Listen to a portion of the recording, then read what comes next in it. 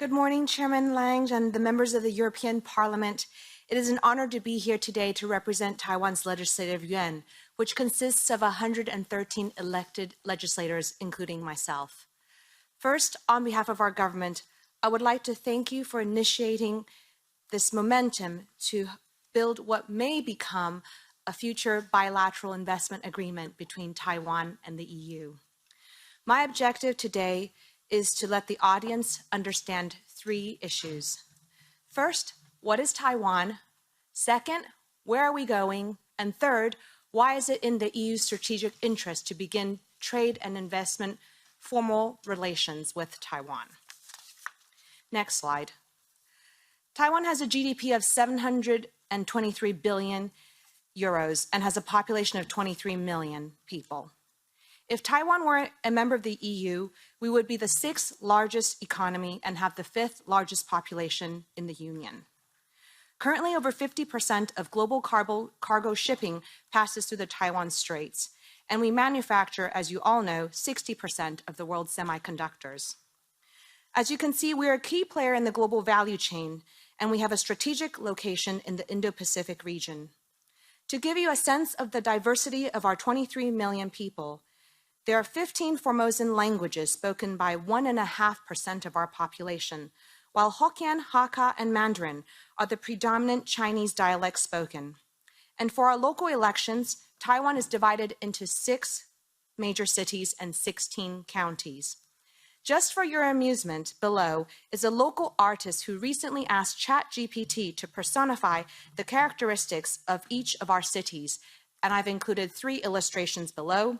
The center one is Hsinchu, the city that you all know would be the home of Taiwan Semiconductor Group. Next slide.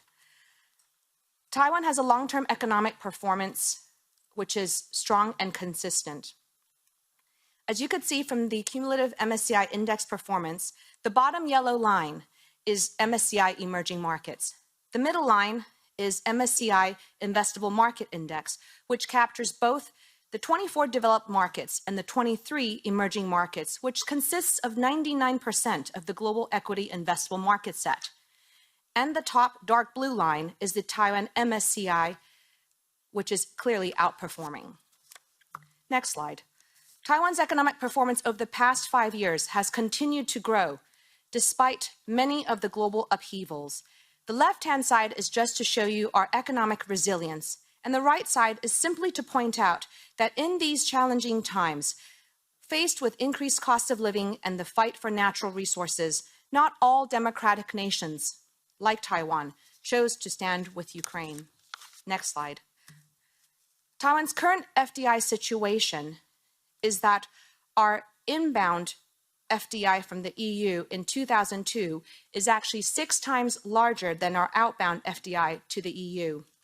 What is worthy to note is that Taiwan has signed economic agreements with US and Singapore, the 2 countries who constitute 45% of our total outbound foreign direct investments.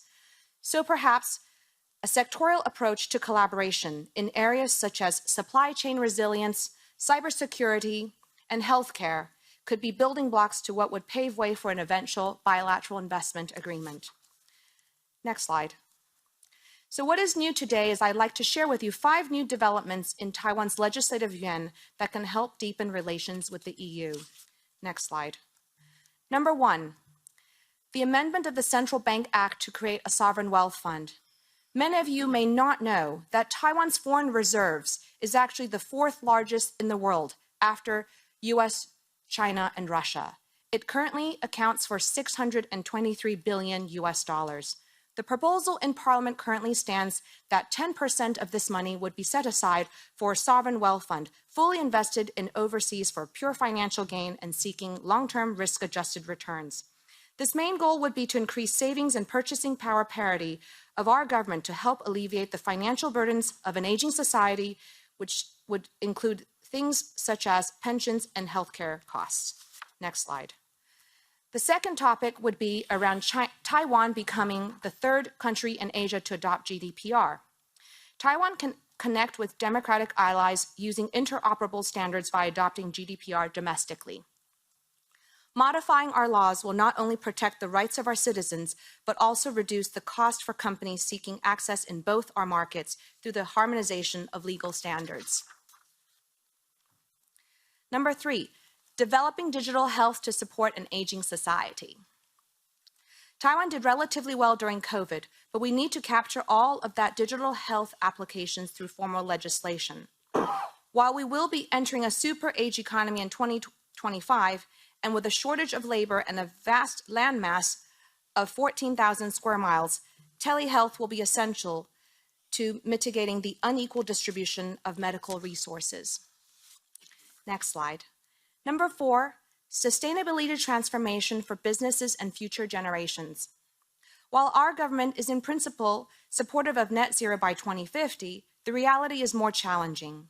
We're helping address the pressures due to CBAM that would affect our manufacturing industry. This constitutes 3.7 billion euros of exports in the EU listed on the table on the right. Also, renewable energy is now a quarter of our energy source. However, as a net importer of energy, the only way to be sustainable would be to reactivate nuclear power, which is a highly contested topic. And this is an area that the EU has many examples to share with Taiwan. Number 5, apart from the alignment of EU standards of GDPR and CBAM, is the other topic around the alignment of global minimum tax. As the Netherlands is currently the technology headquarters of Europe, so too can Taiwan achieve a similar status in Asia by adopting international tax standards. This is an example to merely show that there's still a lot of potential for Taiwan's growth. Next slide. Taiwan has signed 32 bilateral investment agreements and free trade agreements. This is due to Taiwan's economic and strategic importance and our reputation of being a trusted and reliable international partner. The most recent one was Vietnam in 2019. Next slide. While tariffs are neither fashionable nor part of current negotiations for many countries, Taiwan, as a member of the WTO, is always open to discuss formal treaties with like-minded partners. Also note that the two illustrations here, US and Canada, are working to formalize economic agreements with Taiwan, consistent to their One China policy. Decoupling from China is unrealistic, but de-risking is pragmatic. And finally, next slide. Thus, the EU can achieve greater strategic autonomy by formalizing its cooperation with Taiwan through a bilateral investment agreement or any of the other ideas I've put forth in my presentation today. Thank you.